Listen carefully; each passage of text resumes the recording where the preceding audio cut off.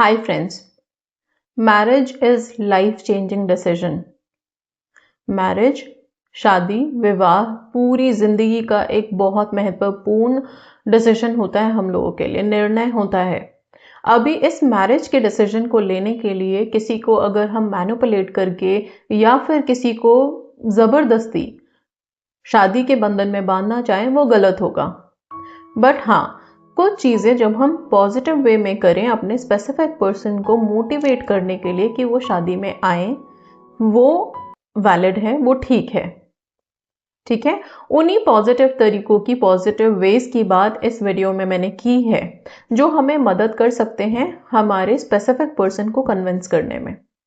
अभी जब भी शादी की तरफ हम आगे बढ़ते हैं तो किसी भी इंसान को शादी के लिए हाँ बोलने में कुछ डर सताता है और उसी डर के हाथों मजबूर होके वो हमें हाँ नहीं दे पाते, कमिटमेंट नहीं दे पाते। उन्हीं डर को खत्म करने के कुछ तरीके आप लोगों को बताऊंगी या फिर किस तरह से उनको मोटिवेट कर सकते हैं। साथ में एक स्विच वर्ड दूंगी इस वीडियो में जो आपको काफी हेल्प करेगा। सबसे पहली चीज का ध्यान आपको ये रखना है कि आप उनके फियर को समझें, आप उनके डर को समझें कि उनको किस बात से डर लग रहा है कि वो आपको हाँ नहीं बोल पा रहे हैं। वो डर हो सकता है शादी की जिम्मेदारी उठाने के लिए, वो डर हो सकता है कि उनके माँ बाप हाँ नहीं बोलेंगे, वो डर हो सकता है कि उनको ये रिस्पॉन्सिबिलिटी अभी नहीं लेनी है, फाइनेंशियल प्रेशर उनको नहीं लेना है अभी, राइट। वो डर हो सकता है मे बी कोई पास्ट हार्ट ब्रेक है जो उनको बॉदर कर रहा है कि पहले भी मेरा दिल टूटा है, अभी आगे शादी करने के बाद पता नहीं शादी चलेगी कि नहीं चलेगी। तो कहने का मतलब है कि सबसे पहली चीज आपको अपने पर्सन का ये अंडरस्टैंड करना होगा कि उनको किस बात से डर लग रहा है कि वो नहीं दे पा रहे कमिटमेंट आपको, राइट। दूसरी बात, अगर आप इनकी फेयर को समझ जाएंगे तो आप आसानी से इनको कन्विंस कर पाओगे, वो बहुत इंपॉर्टेंट रहेगा। साथ में आपको क्या करना है, उनको इमोशनली सेफ फील कराना है। आपको ये फील कराना है उनको कि आप उनके साथ हो, उनके हर राय में। अगर कोई मुश्किल है तो उसको आसान बनाने में भी आप उनका साथ दोगे। इसके साथ आपको ये फील कराना होगा कि मैं आपके साथ सिक्योर हूं, ठीक है। ये प्रेशर नहीं डालना है उनके ऊपर कि आपको मुझसे शादी करनी ही है हर हाल में, या फिर जब भी आप लोग बात कर रहे हैं तो सिर्फ शादी को लेके बात हो रही है और वो जब अपनी परेशानी आपको बता रहे हैं तो आप सीधा आर्ग्यूमेंट में जा रहे हो। आर्ग्यूमेंट मत करो, आप उनको टाइम दो, आप उनको ये जताओ कि मुझे आपके ऊपर विश्वास है, आप इन चीजों को ठीक कर लेंगे। आपको विश्वास जगाना होगा उनके अंदर, ठीक है। मूविंग फॉरवर्ड, और हाँ, जब भी आप लोग कम्युनिकेशन में रहते हैं उस टाइम पे आर्ग्यूमेंट की जगह अपने वॉइस को थोड़ा सॉफ्ट करें, अपने टोन को सॉफ्ट करें ताकि सामने वाला आपकी बात समझे और उसको ये लगे कि आप अंडरस्टैंडिंग हैं, आप यहाँ पे उनका साथ दे रहे हैं। अगर उनको कोई प्रॉब्लम है तो उनको प्रेशर में नहीं डाल रहे हैं, क्योंकि उनके ना बोलने के पीछे का कारण ये नहीं है कि वो आपसे प्यार नहीं करते, बल्कि ये है कि उनको उनकी परिस्थितियां उनका साथ नहीं दे रही हैं। हो सकता है उनके दिल में अपने पेरेंट्स को लेकर डर हो, समाज को लेकर डर हो, या फिर कोई और भी डर उन्हें सता सकता है। तो आपको यहाँ पे उनके डर को ठीक करना है, ना कि अपने पार्टनर को इस बात को बोल बोल करके उनको क्रिटिसाइज करना है कि प्यार सिर्फ मैंने किया, आपने तो किया ही नहीं। ऐसा नहीं है, उनको फीलिंग नहीं होती तो वो एक पल आपसे बात भी नहीं कर रहे होते, राइट। वो इतनी बातें आपको एक्सप्लेन कर ही नहीं रहे होते। थोड़ा समझना होगा, थोड़ी हिम्मत जतानी होगी। रात में सोने से पहले आप अपने अपने पर्सन को एनर्जी बॉल जरूर भेजें। एनर्जी बॉल की वीडियो मेरे चैनल पे अवेलेबल है, आप उसकी मदद ले सकते हैं। उसमें जब आप एनर्जी बॉल क्रिएट करते हैं और अपने पर्सन को उस बॉल में देखते हैं तो आप उनको अपना मैसेज कन्वे करते हो कि आप शादी के लिए देखना शुरू करो, शादी के लिए बात करनी शुरू करो और मुझे और अपने आप को साथ में रख के फ्यूचर को देखो, आगे की हम एक दूसरे के साथ आगे किस तरह से फ्यूचर एक्सप्लोर कर सकते हैं। इस तरह का पॉजिटिव मैसेज आपको उनको एनर्जी बॉल में भेजना है। बहुत स्ट्रॉन्ग थॉट नहीं कि उधर अगर वो स्ट्रॉन्ग थॉट भी भेज के उनको नॉर्मल में भी हम वाइब्रेशन मोड पे भी परेशान करें, वैसा नहीं करना। बहुत सॉफ्ट जोन क्रिएट कीजिए ताकि जब ये वाइब उनको हिट करे तो उनको वो फीलिंग आनी शुरू हो जाए जो हम यहाँ पे चाह रहे हैं।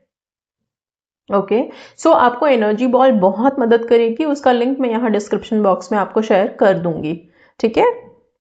इसके साथ साथ दिन में भी आप जब उनसे बात करते हैं तो अपनी बातों को बहुत लंबा नहीं खींचना है कि सिर्फ उसमें आप शादी को ही लेके बात कर रहे हैं। शादी से रिलेटेड जो भी बातें आपको बोलनी है आप टेलीपैथी मैसेज यूज कर सकते हैं और उसके माध्यम से भेज सकते हैं। कई बारी फिजिकली इन पर्सन जब हम अपनी बातें रखते हैं तो वो इरिटेटिंग हो जाती है और उधर से कोई बात अगर ना में आ गई तो वो हमें मंजूर नहीं होती और फिर हो जाते हैं आर्ग्यूमेंट शुरू और फिर होती है बहस और वो बहस लड़ाई में तब्दील होती है। लड़ाई इतनी भयंकर होती है कि पता चला आप ब्लॉक हो गए। इसलिए कोशिश ये करना कि अपने इंपॉर्टेंट मैसेजेस को या तो एनर्जी बॉल नहीं तो टेलीपैथी के माध्यम से आप उनको भेजना शुरू करें। राइट, ये काफी मदद करेगा। एक स्विच वर्ड बताती हूँ आप लोगों को। ये स्विच वर्ड आप सारा दिन अपने मन में चैंट कर सकते हैं। आप चाहें तो इस स्विच वर्ड के साथ मेडिटेट कर सकते हैं। स्विच वर्ड है together love trust marriage now. Together love trust marriage now. Together love trust marriage now. इसके हर शब्द में ही अपने आप ही एक ऐसा बॉन्ड क्रिएट हो रहा है, ट्रस्ट क्रिएट हो रहा है जो उनको आपके लिए मैरिज के लिए लेके आएगा। तो इसके हर शब्द में एक एनर्जी है। राइट, इसको वाइब्रेट करना शुरू करें इंटेंशन रखते हुए। साथ में एक इंपॉर्टेंट स्ट्रैटेजी आप लोग रख सकते हो कि जब भी आप उनसे कॉन्वर्सेशन करो सीधे सीधे शादी की बात मत करो। एक ऐसा कंफर्ट जोन अभी उनको दो कि आपसे बात करके उनको बहुत अच्छा लगे हर पल। तो उनको खुद लगेगा कि अगर मैं इससे शादी ना कर पाया या ना कर पाई तो मेरी जिंदगी अच्छी नहीं रहेगी या मुझे अच्छा नहीं लगेगा जब मैं एक दिन नहीं बता पा रहा हूं बात किए बिना। मुझे इसके साथ बात करके सुकून मिलता है। आप वो सुकून देने की कोशिश करें, तभी सामने वाला आपको अपनी लाइफ में लाने के लिए जिद बनाएगा अपने मन में और वो जिद उसके लिए उस टाइम पे अच्छी होगी जो उसके पेरेंट्स के सामने उसको एक किसी तरह पेरेंट्स को कन्विंस करने का के लिए हिम्मत देगी। ओके, सो ये सारी चीजों का ध्यान रखेंगे। जो जो लोग अपने स्पेसिफिक पर्सन से चाहते हैं कि वो शादी के लिए अपने पेरेंट्स को कन्विंस करें, शादी के लिए खुद राजी हों, कमिटमेंट दें, उनको इन सब बातों का ध्यान रखना है जो मैंने यहाँ पे बताया है। ये नहीं कि आप जब भी उनसे बात कर रहे हैं, जब भी मैसेज कर रहे हैं तो लंबे चौड़े मैसेजेस में सिर्फ आप अपने प्यार का हवाला दे रहे हो कि आपने सारा टाइम इन्वेस्ट किया, आपने इतना टाइम लगा दिया आपकी फीलिंग्स के साथ। मतलब सिर्फ नेगेटिव बातें नहीं। और हाँ, सिर्फ ये नहीं कि शादी की कमिटमेंट की ही डिमांड है हर बात पे। नहीं, आप थोड़ा अभी कंफर्ट जोन में रहो। जब इतना लंबा अरसा आपने प्यार में बताया तो अभी भी वो टाइम, बल्कि ये जो टाइम है ये ज्यादा डिमांडिंग है आपके उसी कंफर्टेबल जोन का जो आपने पहले उनको दिया है। तो अभी भी वही टाइम, वही पहर आप अपने मैसेजेस में, कॉल्स में, अपनी लाइफ में लेके आए कि उनको आपके साथ अच्छा लगे। ये अनुभव, ये फीलिंग ही कंफर्ट वाली उनको मदद करेगी आगे शादी की कमिटमेंट देने में, अपने पेरेंट्स को राजी करने में और आगे जो स्टेप वो ले सकते हैं उसको लेने में। ठीक है, सबसे बड़ी बात, उनके अंदर जो मेन डर है उसको आप टैकल कर पाएंगे इन सब चीजों से। और अगर उनका डर खत्म हो गया तो उनको हिम्मत मिल ही जाएगी। ओके, आई होप ये चीजें आपको हेल्प कर पाए। ये भी एक रिक्वेस्टेड वीडियो है जो कमेंट सेक्शन में रिक्वेस्ट आई थी कि कुछ ऐसा बता दीजिए कि स्पेसिफिक पर्सन अपने पेरेंट्स के साथ शादी के लिए राजी होकर के हमारे घर रिश्ता लेके आए। तो सबसे पहले जरूरी तो यहाँ पे ये है कि स्पेसिफिक पर्सन के अंदर खुद हिम्मत आ जाए कि वो स्टैंड ले पाए और उनको लगे कि इससे बेहतर लाइफ पार्टनर हो ही नहीं सकता। जहां इंसान को ये लग गया ना कि इससे बेहतर मेरे लिए कुछ नहीं है, तो फिर वो एड़ी चोटी का जोर लगा देगा अपनी उस चीज को पाने के लिए। और फिर ये तो लाइफ लॉन्ग, जिंदगी भर का सवाल है। ठीक है, बस आप जो भी हैं, बॉय हैं, गर्ल हैं, अपने अदर पार्टनर के लिए आप पॉजिटिव रहेंगे, उनको हिम्मत देंगे। आर्ग्यूमेंट बहुत ज्यादा नहीं होनी चाहिए। ठीक है, so that's all. Thank you so much and God bless you all.